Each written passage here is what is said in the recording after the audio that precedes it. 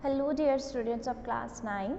So students, as you know that we have done the revision of all the chapters of our reader book of story section and poetry section. Now in this preparatory assignment video we will discuss about the grammar portion. So in the grammar portion you have 40 marks, okay. So reader portion and grammar portion both are 40 marks.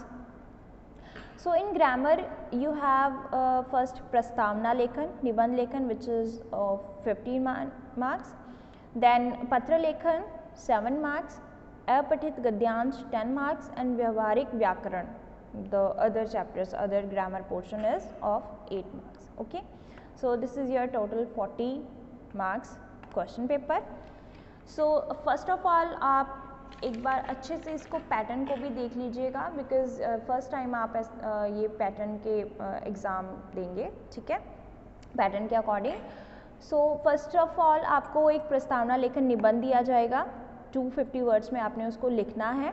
उसमें आपको 4 options आएंगे. 2 options आएंगे आपको simple ऐसे से related and 2 options आएंगे आपको जो हमने लोकोक्तियों पर आधारित किए हैं, ठीक है, जैसे आ बैल मुझे मार या फिर बंदर के जाने अदरक का स्वाद, like these type of things.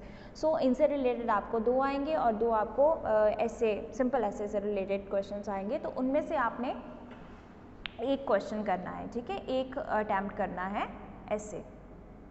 So after that आपको पत्र लेखन आएगा जो आपने 120 वर्ड्स का करना है, ठीक है. आपको 2 ऑप्शंस आएंगे उसमें, एक आपको औपचारिक पत्र लेखन से संबंधित आएगा और एक आपको आएगा अनौपचारिक से रिलेटेड. हमने दोनों ही पोर्शंस किए हुए हैं, तो उनका पैटर्न अच्छे से देख लेना कि अनौपचारिक पत्र को लिखने की शुरुआत कैसे करते हैं और औपचारिक कैसे करते हैं. सो इसके बाद इसमें भी आपको 2 ऑप्शंस आएंगे, आपने 1 लेटर करना है या लेटर या एप्लीकेशन, वो आपकी चॉइस है. नेक्स्ट आएगा आपको अपठित गद्यांश, ठीक है, एक आपको पैराग्राफ आएगा, उसमें आपको क्वेश्चंस दिए जाएंगे जिसमें टोटल 10 मार्क्स का है, तो टोटल आपके 5 क्वेश्चंस होंगे, ठीक है, 2 मार्क्स के. तो ज़रूरी नहीं है कि सिर्फ इसी बुक से ही, इसमें से ही जो गद्यांश दिए गए हैं वही आपको है, आपको कोई बाहर से भी आ सकता है. सो बी प्रिपेयर्ड, ओके. नेक्स्ट आपको व्यावहारिक व्याकरण आएगी. सो व्यावहारिक व्याकरण में बच्चों आपने करना है चैप्टर तत्सम तद्भव, प्रत्यय उपसर्ग, भाववाचक संज्ञा बनाना एंड विशेषण बनाना, ठीक है. सो ये आपका सेकंड टर्म का पोर्शन है, इससे रिलेटेड आपने अपनी प्रिपरेशन करनी है जो भी मैंने करवाई हुई है आपको, ठीक है.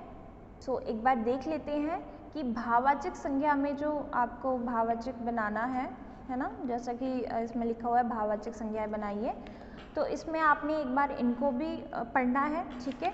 इसके बाद आपने ये जो एक्सरसाइज पोर्शन है, ठीक है, ये वाले और नीचे जो फिलिंग द ब्लैंक्स हैं उनको अच्छे से प्रिपेयर कर लेना है, ठीक है. ये सारे जो हैं वो आपके पीछे से ही आपके आए हुए हैं.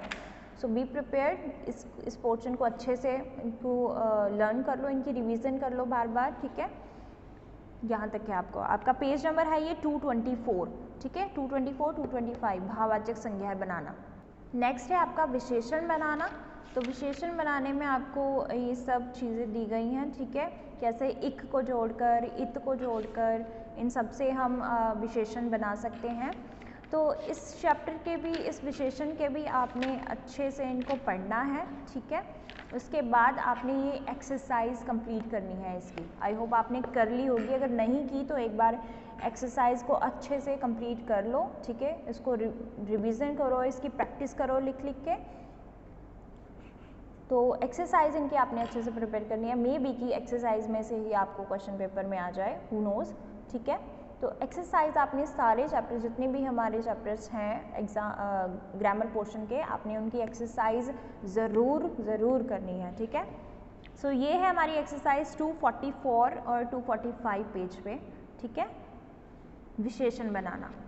इसके बाद है हमारे तत्सम और तद्भव शब्द, ये हैं आपकी 257 पेज पर. इसमें इनको भी आपने अच्छे से पढ़ लेना है, जितना भी पोर्शन मैंने आपको पिछली असाइनमेंट्स में करवाया हुआ है, और इनसे रिलेटेड आपने जो आपको एक्सरसाइज दी गई है उसको करना है, ठीक है, बिल्कुल करना है. सो एट लास्ट वी हैव उपसर्ग एंड प्रत्यय. सो उपसर्ग भी हमने पढ़े हुए हैं असाइनमेंट, ठीक है। जिन्होंने नहीं की हुई वो प्लीज़ यूट्यूब पे जाकर इस वीडियो को देख लीजिएगा। सो उपसर्ग में भी हमने एक्सरसाइज मैंने आपको बोला था करने के लिए, आई होप सबने कर ली होगी। सो बी प्रिपेयर, ठीक है। इसमें भी आपको 2-2 शब्द बनाने होंगे, चाहे वो उपसर्ग दिए गए हों या फिर आपने उपसर्गों को और मूल शब्दों को अलग करना हो, किसी भी तरह से आ सकते हैं ये। नेक्स्ट प्रत्यय, प्रत्यय का भी सेम वही आपको एक्सरसाइज प्रिपेयर करनी है इसकी, और इनको भी गो थ्रू करना है, इनको भी पढ़ना है अच्छे से। और आपको सेम वही ऐसा आ सकता है, या तो आपने 2-2 शब्द बनाने होंगे, ठीक है, प्रत्यय शब्द लगाकर, या फिर आपने प्रत्यय शब्दों को और मूल शब्दों को अलग अलग करना होगा, ठीक है स्टूडेंट्स। तो ये था सारा हमारा ग्रामर पोर्शन के बारे में। सो अच्छे से ग्रामर पोर्शन की भी तैयारी कर लेना, एंड रीडन पोर्शन की मैंने आपको रिवीजन करवा ही दी है, तो वो भी अच्छे से प्रिपेयर कर लेना, ठीक है। Okay students, best of luck for your exam. Thank you and have a nice day.